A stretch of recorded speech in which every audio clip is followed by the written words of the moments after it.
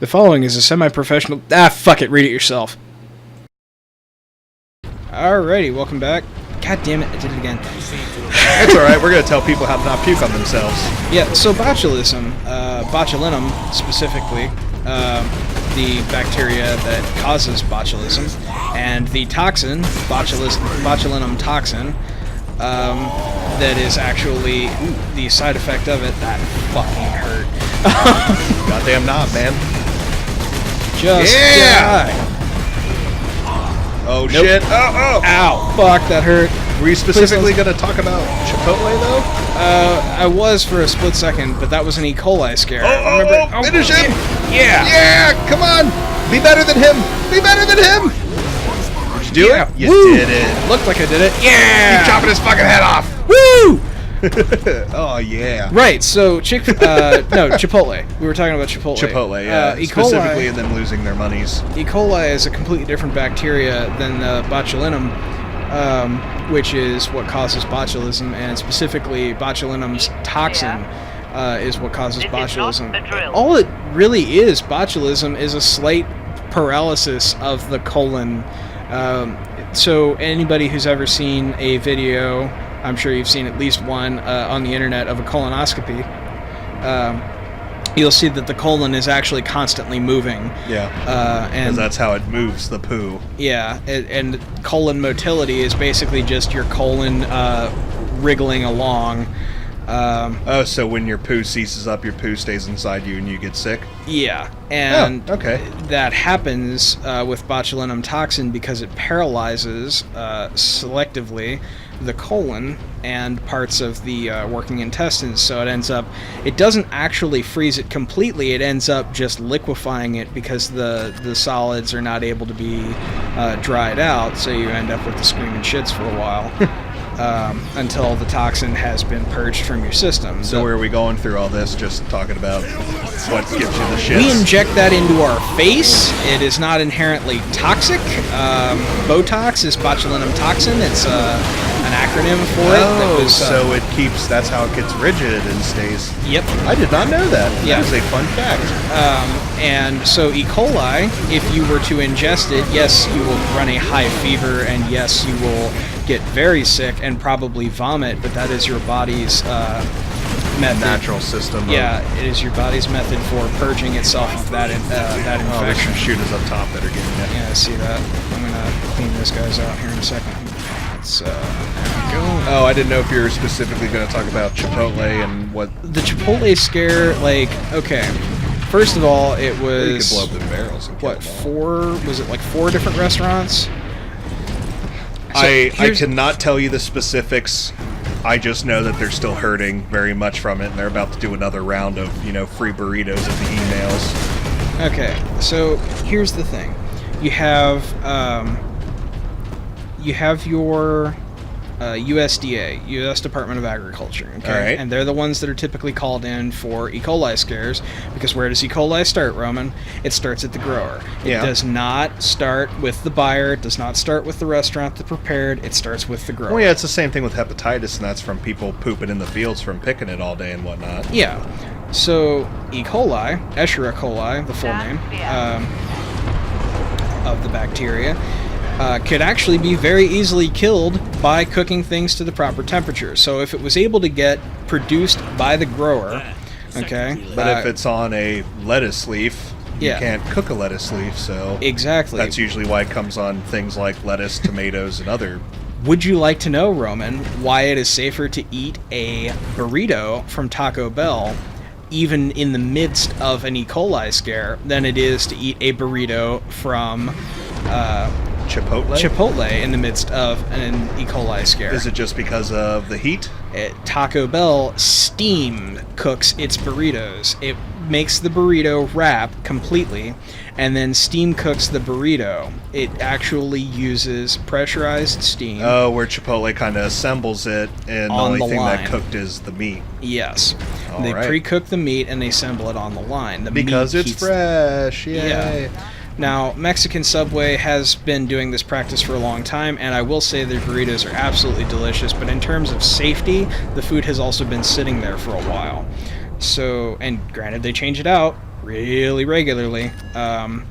Way more regularly than Subway does. I'm surprised more people haven't gotten like food toxicity of various degrees from Subway, honestly. I'm sure they have.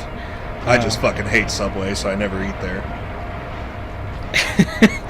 It was fresh 12 hours ago. It was never fresh. It Yeah. all tastes the fucking same because it's all pressed meat. I fucking hate it. In no uncertain terms, though, E. coli starts at the grower, and if it were to be killed properly in a cooking apparatus of some description via steaming the lettuce or something like that, which granted would make the lettuce Wilty and gross. lose its crisp, crunchy sort of appeal. Lettuce is just water in leaf form. If you're really worried about E. coli, don't get lettuce on your burrito. We are going on a huge tangent about poop diseases. Yeah, sort of. I don't know. I've never been a huge fan of explosive poop death. I don't know about you. I don't think you've ever really had it, but the one time, right?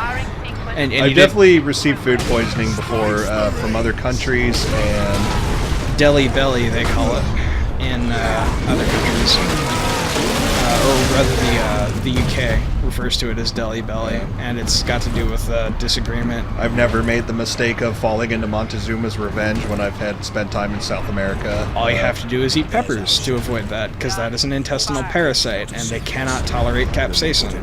So if you eat peppers and you're in a foreign country, you can sort of safely drink the water. Although the actual Montezuma's revenge, fun fact, has nothing to do with an intestinal parasite. It is an actual deposit of arsenic in the Rio Grande. And they have not, to my knowledge, ever located it. But the reason Montezuma's revenge is called such is because of an arsenical deposit back in the days of Montezuma that killed him. He drank so much of the water that he died. That's why they say don't drink the water in Mexico. That's why they say don't drink the water in other, like, third world countries. I can tell you right now, if you're in Rio, the only reason you shouldn't drink the water is because there's probably a roofie in it. It's the party capital of the goddamn world. I mean, I know Alex and his family, when they came from England, they could not drink tap water because we have fluoride and it upsets their tum-tums. Enemy sighted. Yeah, it's actually really funny. We have sort of the literal iron stomachs here in the United States. Oh god! Oh, that squig ended me. Tried to hatch that baby squig egg. Yeah, I was like, oh man, he looks so cute. Maybe he'll grow up into a real orc. Nope. Don't do it, kids. Don't hatch squigs. Don't get lettuce on Chipotle if you're worried about poop death. I did like the Fukushima pigs. There's apparently a bunch of Fukushima boars running around that are, irradiated, and there's just a little post that says, "Do you want orcs? That's how you get orcs."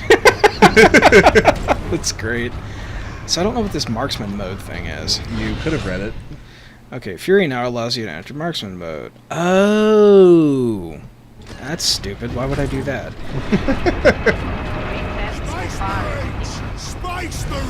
Spice Marines! Okay, yeah, there we go. Yeah, get in there. Yeah. So if anybody's wondering, I know this is kind of late to the game, if you're wondering, man, why does everybody have a British accent? Games Workshop is a British company. I usually don't, say too much shit about that, because the British really do have, the worst rap when it comes to, Oh, I wasn't shitting on it, I was just food for thought. into that sort of deal. and I got fucking squirreled by the plot of the game for a second there. Are you talking about as in their style of rap? Like rap music? No. They get a bad rap for, being the villains of every goddamn galactic conquest ever. And that all started with Star Wars. Because the British actors that they hired for Star Wars. Oh, now I know why it's telling me to go into Fury mode. I mean, as far as in how to slow it down and basically get the bullet time. Incoming. Well, and there's no way to clear all these shooters without doing it.